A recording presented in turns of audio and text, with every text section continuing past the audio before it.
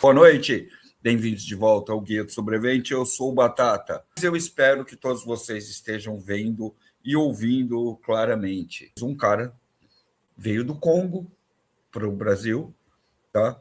Mais especificamente para São Paulo, deu uma entrada numa UPA, depois que já estava passando bastante mal, identificaram que tinha algo relativamente estranho com ele e trouxeram esse cara para o Emílio Ribas. Tá? Emílio Ribas, para quem não é da São Paulo capital, é um grande centro de doenças contagiosas, tropicais e o caramba quatro que existe ali na Doutor Arnaldo.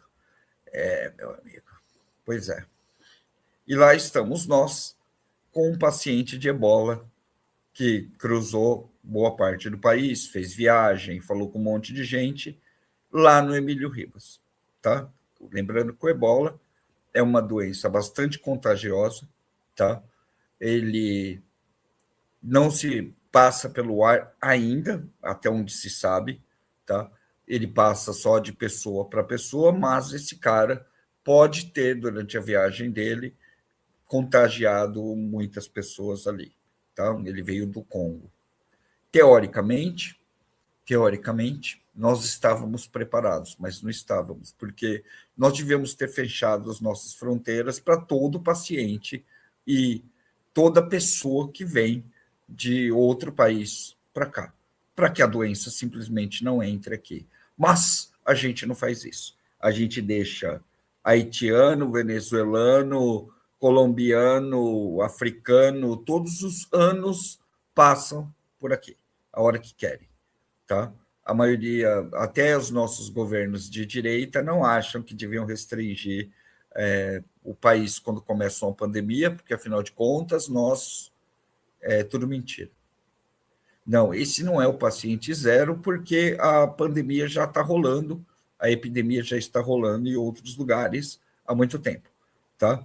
As suspeitas de vários países já acontece no Congo, várias edições, acho que nós estamos na 16ª ou 17ª epidemia local de ebola, tá?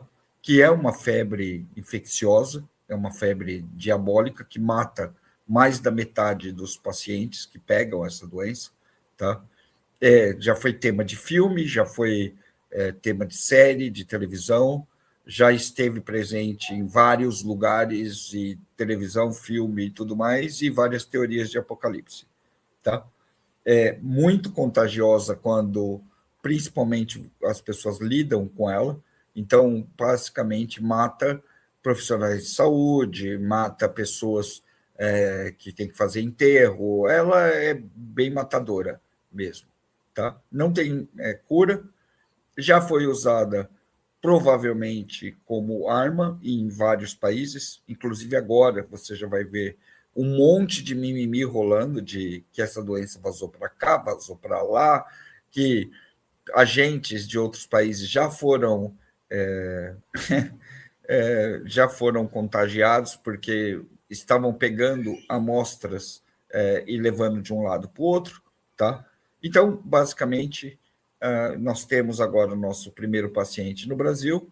Tá? Os sintomas são sintomas de 38 doenças comuns no mundo. Sintomas de malária, por exemplo, febre, como se fosse uma super dengue, só que é uma super dengue que faz você sangrar por todos os buracos do corpo depois. É uma febre, tá? Na categoria das febres reumáticas, febre não sei o quê, febre, sabe isso daí? Essa é uma das tais febres também. Os sintomas iniciais são os de uma febre, dores musculares, auriculares, dor de cabeça, perda de apetite, e assim vai. Tá? Então, é mais uma suposta, é uma dengue do capiroto, é algo tipo isso mesmo, só falta vir de um mosquito. Além disso, nós temos hoje, agora, outros problemas. Tá? Eu nem colocaria. Para eu estar falando isso, é porque eu estou preocupado mesmo. senão eu não falaria isso para vocês. Tá? Não falaria. Eu podia explorar agora o hype do ebola, tá? Doença global, isso e aquilo. Mas não sei se é o que está me deixando mais apreensivo. E eu estou falando de verdade para vocês. Estou colocando de coração aqui, não vou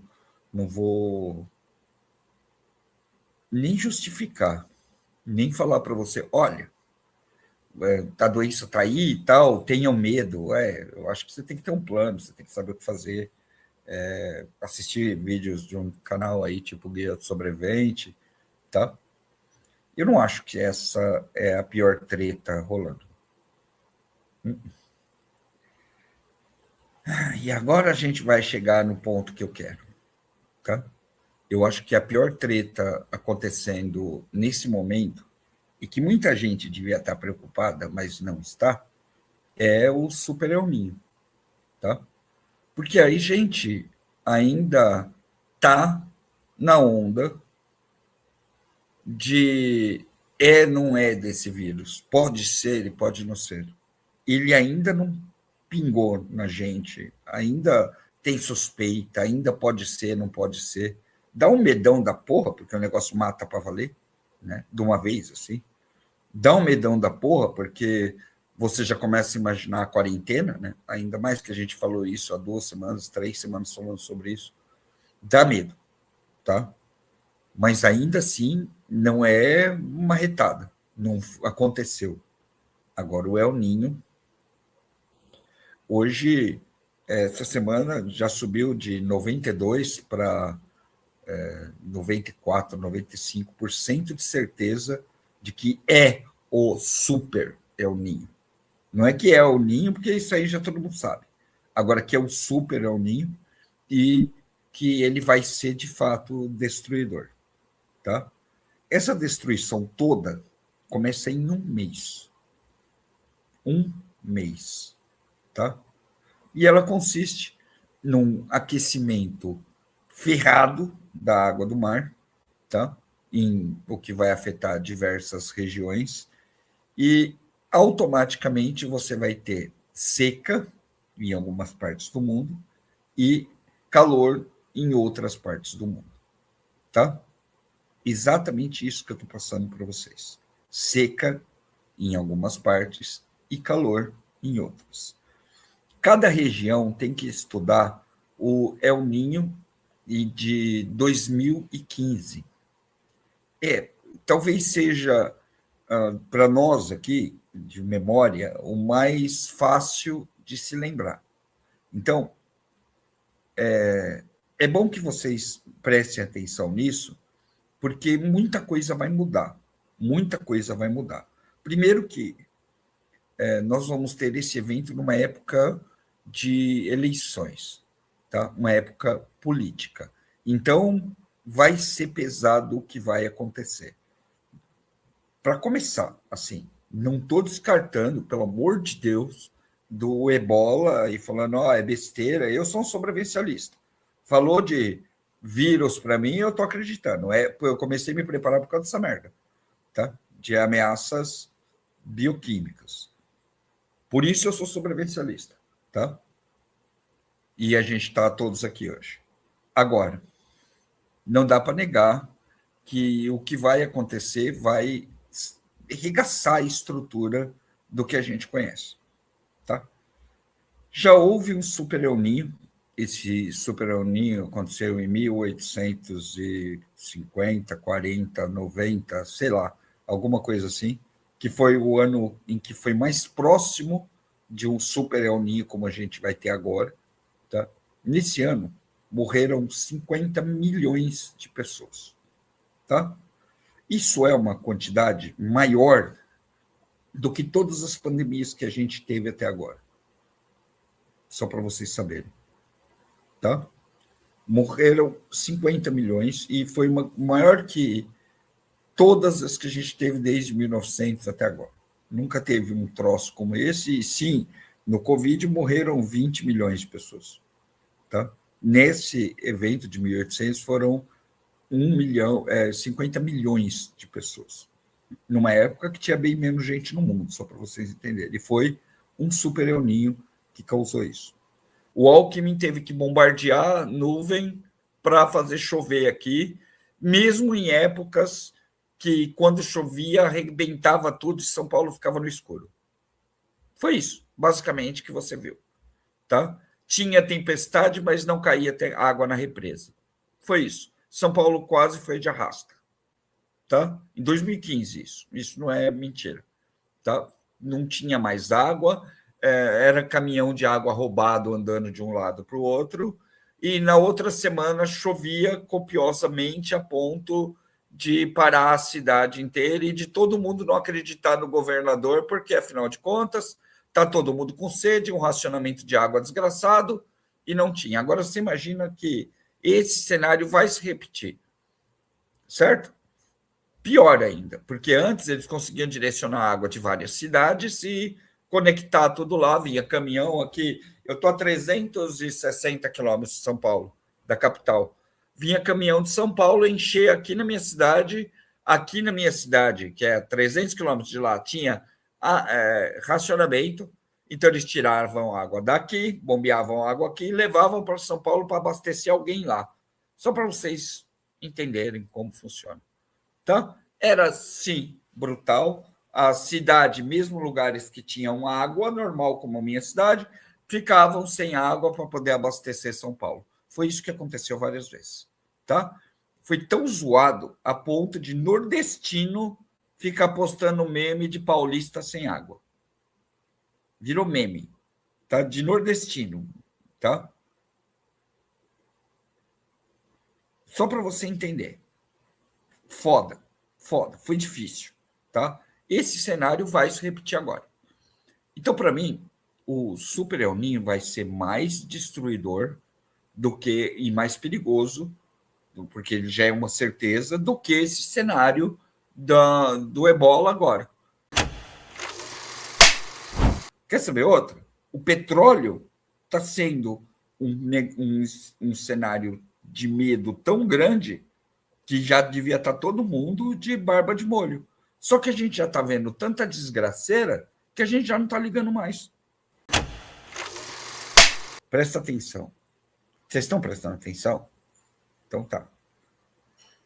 Não tem muito, mas nós acabamos de lançar, junto com a Argentum, o ouro do Guia do Sobrevivente, ouro 24, para preparadores. Tá?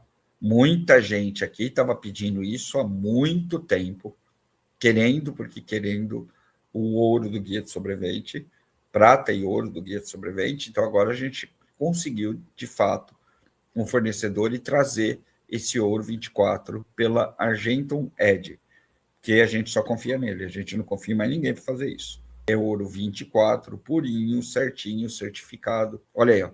A imagem está aqui do lado para vocês. Você pode ter certeza que esse ouro e essa prata são genuínos. Sobre o que está todo mundo perguntando, como vai ser a questão do PCC e do Comando Vermelho como facção criminosa, tá? Passando para ser grupo terrorista. Isso vai depender muito das ações do Brasil em relação a esse tema. Tá? Pode ser bom para caramba, pode ser uma merda. Pode ficar tudo no mimimi, pode não dar em absolutamente nada, ou os americanos podem realmente resolver pegar pesado e reprimir empresas que trabalham com o crime organizado, que para mim é muito bom. Eles vão fechar um banco porque tem relação com o PCC. Que bom, fecha mesmo. Eles vão fechar o posto de gasolina que vende dinheiro com o PCC. Tem que fechar, tem que meter fogo na casinha, tem que tirar os caras de lá. Eu acho que quanto mais combate ao crime, melhor. Mas, pelo que aparenta, tem gente no Brasil que não está afim, não. Tem gente no Brasil querendo mesmo que o criminoso prospere, né? Chamando os caras de nossos criminosos, meu criminosinho do coração, só faltou isso, né?